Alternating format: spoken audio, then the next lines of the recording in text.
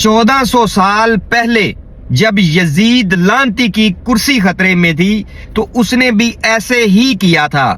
اس نے بھی اپنے ساتھ ضمیر فروش، ایمان فروش، چند ٹکوں کے بھو بکنے والے مولویوں کو اپنے ساتھ ملایا.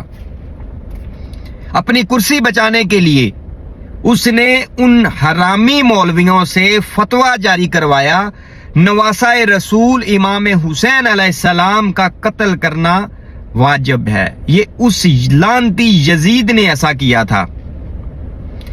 اور جب گھٹیا لوگوں کو اپنی کرسی کی پرواہ ہوتی ہے، کرسی بچانے کی پرواہ ہوتی ہے، تو وہ بھی مولویوں کا سہارا لیتے ہیں، گھٹیا مولویوں کا، ضمیر فروش مولویوں کا.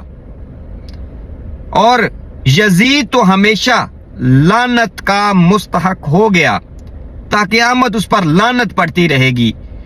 یہ جو مولویوں کا سہارا لیتے ہیں، اصل میں یہ گٹر، گندے گٹر میں جاتے ہیں اور لعنت کے مستحق ہمیشہ کے لیے ہو جاتے ہیں.